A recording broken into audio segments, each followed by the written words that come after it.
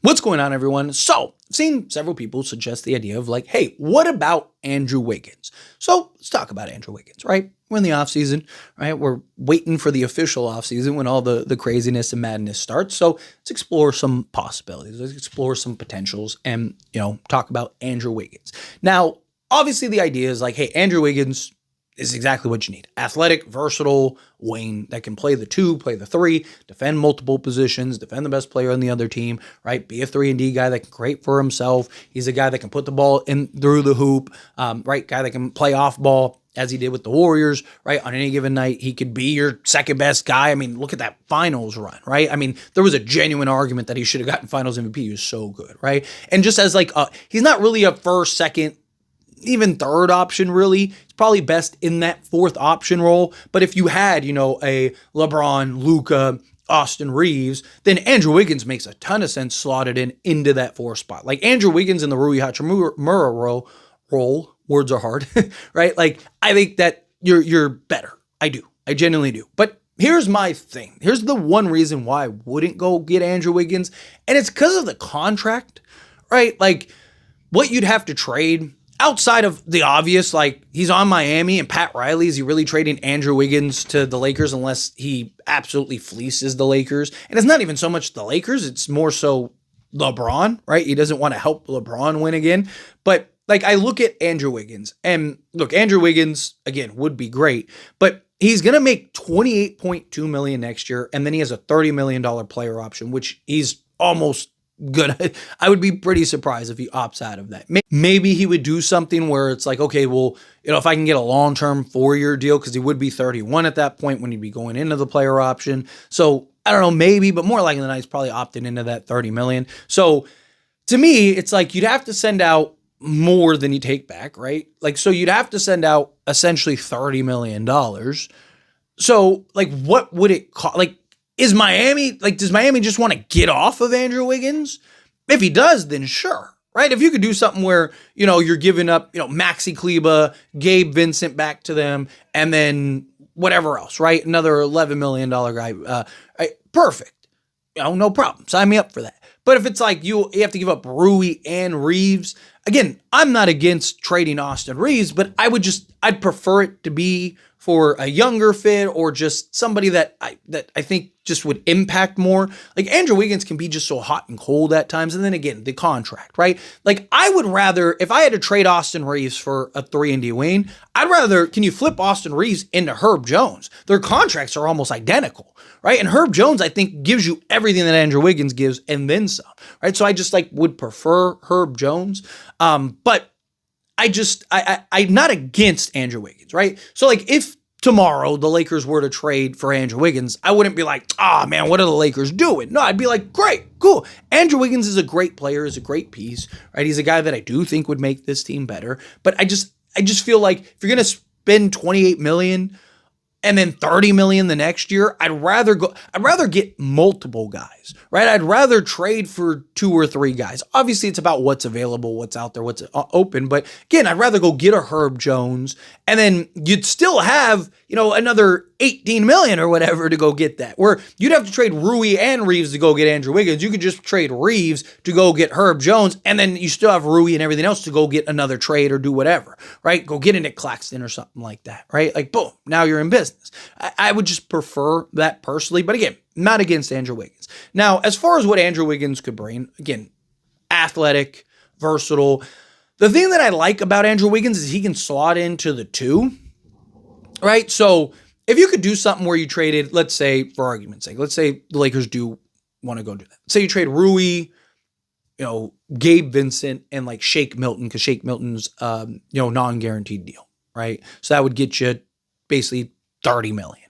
So you get that, you get Andrew Wiggins. So you still have Austin Reeves, still have guys like, and then if you could turn Austin Reeves in a Herb Jones or something like that, I wouldn't hate that, right? Because then at that point, now you have Luka, Andrew Wiggins, who can slot in at the 2, Herb Jones at the 3, LeBron at the 4, and now you got to figure out your center position where, can you turn Maxi Kleber into something, right? Or, maybe you're signing somebody, right? I think that's where things kind of get complicated. What about the center position? Or again, maybe you're turning Austin Reeves into a center, right? But it's what center is that actually makes sense for that? Walker Kessler, probably now you're talking, just because, again, his age, he's already like statistically the best defensive big in all of basketball. Like, so again, I think it just depends on how things shape up. But if you can land Andrew Wiggins, talk about a guy that go get you, 15 minimum on a nightly basis. He's a guy that can go, put the ball, like I said, self-create. He doesn't need help, right? Which can go a long way. Beat guys off the dribble, get to the basket, apply rim pressure, give you that athleticism that the Lakers have desperately needed. Because again, one of the big issues that the Lakers have is like, it's just the lack of athletes. It's like Luka, okay, well, who's next to Luka? Austin Reeves. It's like, that's like as bad as Luka. Okay, well, who's next to Austin Reeves? Rui Hachimura. It's like, that's getting as bad as Luka and Austin Reeves. So you have no athleticism out on the perimeter. Andrew Wiggins immediately gives you athleticism. Andrew Wiggins immediately gives you that help. So to me, I would like to bring in an Andrew Wiggins. If he was like 20 million, I'd probably be like, go get him. And, some people might look at it as like, oh, it's only 8 million difference, but like that 8 million could get you another guy or two, right? That 8 million could be the difference between you getting another wing out on the perimeter or not, because it's just like one less guy you have to trade, less salary you have to take on, all of that. But you look at this past season for Andrew Wiggins, let's go over that, right? Played in 60 games, which is good because he does play. He played 60 games, 71 games, 73, 71. He did have that season in 2022, 2023 where he did play 37. But outside of that, the other 5 games he's played around 70 games. So giving you about 70 games, right? With the Warriors, he averaged 30 minutes, 13.7 field goal attempts, shot 44.4% from the floor, 38% from three-point range on 5.8 attempts, shot from two-point range 49.1% on 8 attempts, EFG of 52.4%, free throw shooting 77.7%, so basically 78% on 4.2 attempts. He averaged just under 5 rebounds, 4.6 rebounds, 2.5 assists, a steal, a block, and 17.6 points per game. Well, what did he do with Miami? Well, with Miami, he averaged and played 17 games, averaged 32.1 minutes, so 2 minutes more than he did with Golden State, averaged 14.8 attempts, so 1 more attempt than he did with Golden State, shot 45.8% from the floor, shot 36% from three-point range, so he actually dropped to 2% points on 5.9 attempts, so 1.1 attempts, so basically the same amount of attempts, slightly worse shooting, but 2-point range, he shot 52.3% on 9 attempts per game, had an EFG of 53%. So he actually, was more aggressive, more efficient from 2-point range than he was with the Warriors. And then he shot 73.1% on 4.6 free throw attempts per game. He averaged 4.2 rebounds, 3.3 assists, a steal, a block, and 19 points per game. So again, gives you the defense, gives you the athleticism, helps with some rebounding, right? A guy that, again, you can slot in at the 2, slot in at the 3, right? So that versatility alone is valuable because you don't want a guy that's like Rui is playing the 3, but he's really a 4, right? So he's playing out of position, and that hurts the Lakers too. So it's like, you want more two-way guys. Andrew Wiggins is definitely a two-way guy. Andrew Wiggins is definitely a guy that can do things that the Lakers will be looking for. If you can get Andrew Wiggins, I'd be all for it. But it's not my favorite option. Right? It's not my favorite thing.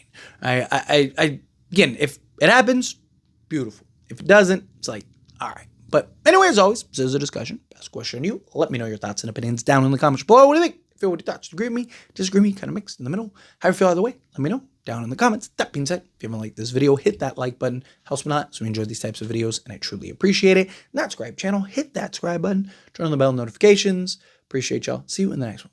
Thank you.